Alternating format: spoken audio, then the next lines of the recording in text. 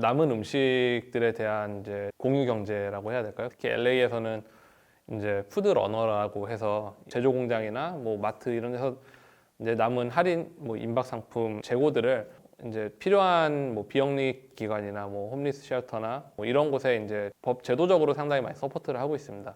그 굿 사마리안 법이라 그래서 그렇게 좋은 의지를 가지고 남은 재고들을 유통하는 업체들은 나중에 거기서 어떤 피해가 발생하더라도 유통해주는 업체나 아니면 도네이트하는 기업들한테 피해가 가지 않도록. 근데 우리나라는 아직 그런 것들이 이제 활성화가 돼 있지는 않기 때문에.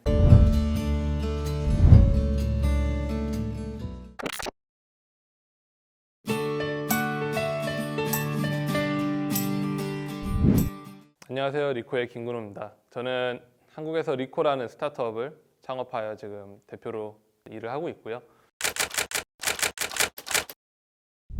샌프란시스코에서 이제 트레이더로 몇 년간 일을 했었고요. 군대 때문에 한국에 귀국해가지고 우연찮은 기회에 이제 폐기물 회사에서 또 근무를 해볼 기회가 생겨서 실제 폐기물 시장의 어떤 크기나 중요도나 성장성에 비해 아직 좀 여러 가지 해결할 수 있는 문제들이 있다는 부분을 발견하고 직접 해결해보기 위해서 리코라는 스타트업을 창업했습니다.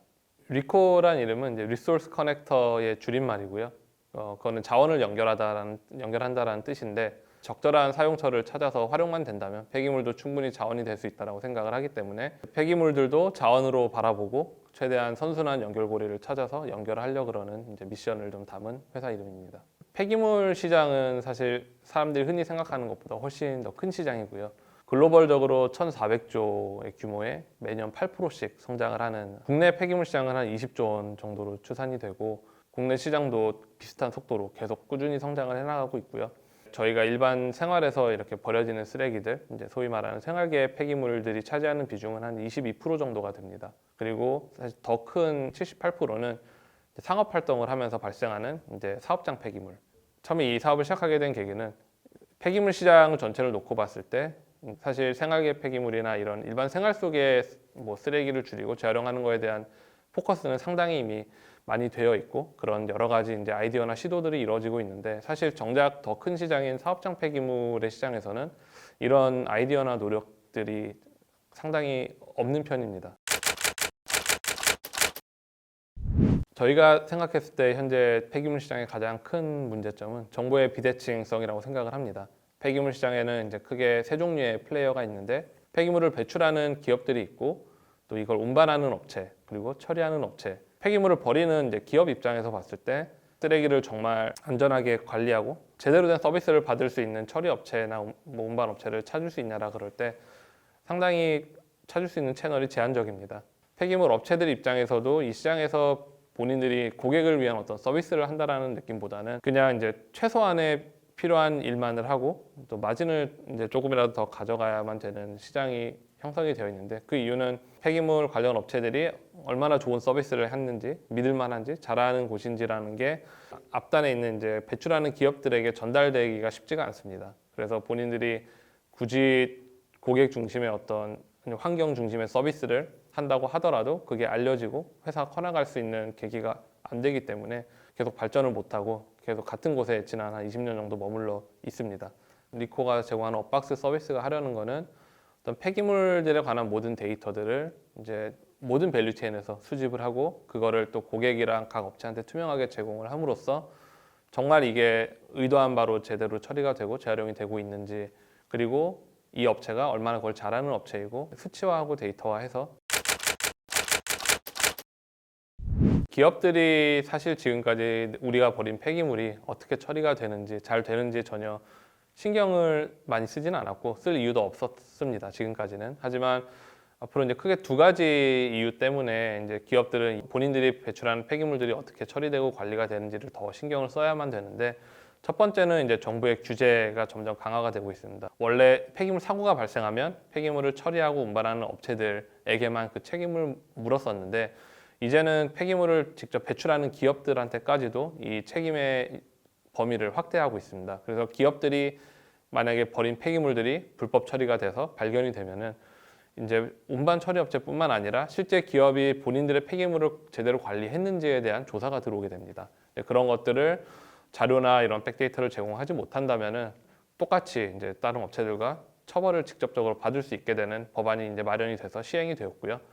그리고 또 하나는 어떤 사회적인 시선이랑 실제 기업의 책임입니다. 요즘 가장 화두가 되고 있는 키워드는 ESG인데 Environmental, Social Governance라 그래서 기업의 이제 환경 그리고 사회 그리고 이제 지배 구조가 얼마나 선진화돼 있고 사회적 가치를 더 이제 증대시키는지에 대한 지표를 기업들이 자발적으로 리포팅을 하고 실제 금융시장에서도 기업들의 ESG 스코어라는 것을 요구하기 시작했습니다. 세계에서 제일 큰 사모펀드 중에 하나인 뭐 블랙스톤이라든지 아니면 뭐 골드만삭스 이런 곳들도 투자 결정을 할 때 기업들의 ESG 지표를 필수적으로 확인하는 절차가 생겼을 정도로 이제 기업들이 ESG를 통해서 사회에 어떤 선한 영향력을 미친다는 것을 계속 어필을 하고 관리를 해야만 되는 시대가 이미 시작을 했고요. 그 중에서 이제 environment 제일 앞에 있는 환경에 대한 부분은 사실 여러 가지 요소가 있지만 그 중에 폐기물도 가장 큰 부분 중에 하나입니다. 그래서 기업들 입장에서는 이제 폐기물들을 정량적으로 지표적으로 관리를 하고 이것들이 재활용되고 사회에 다시 자원이 순환되도록 이제 유도하는 것들이 기업들 입장에서는 상당히 중요한 어떤 하나의 이제 미션이 되었습니다. 저희 리코는 이제 여러 폐기물들 중에 음식물 폐기물이란 폐기물을 먼저 다루고 있습니다. 법적으로 음식물 폐기물은 100% 재활용을 하게 되어 있습니다. 그리고 재활용할 수 있는 방법이 있기 때문에 그 시장이 어떤 저희의 취지랑 제일 잘 맞다라고 느낀 부분이 하나가 있고 음식물 폐기물은 사료화나 퇴비화로 재활용이 돼야 되는 부분이 있습니다. 그 사료화라 그러면은 이제 동물들이 먹는 사료로 가공이 되는 부분이 하나가 있고 또 하나는 농업 활동에 활용하는 유기질 퇴비로 이제 생산을 하는 방법이 있는데 작년에 아프리카 돼지열병 같은 사고가 터지고 또 점점 이제 어떤 강아지나 애견들에 대한 사람들의 인식이 더 이제 선진화돼 가면서 개나 돼지 사료로 음식물을 처리하는 시장은 사실 거의 사라져가고 있고요. 그 대안으로 등장하는 게 이제 곤충을 이용해서 음식물 폐기물을 사료로 제공하고 처리하는 방법이 빨리 그리고 많이 커나가고 있습니다. 곤충이 음식물을 먹고 곤충을 키워서 그거를 나중에 이제 단백질 가루로 가공하는 그런 시장이 또 이제 많이 커지고 있습니다. 또 하나는 이제 퇴비화 방법인데 이거는 사실 가장 전통적인 방법이고 친환경적인 방법 중에 하나입니다. 음식물 쓰레기를 발효해서 이거를 유기질 퇴비로 만드는 공정인데 저희는 90%는 퇴비화를 하고 있고 10% 정도는 현재 곤충 사료로 사실 제공을 하고 있습니다.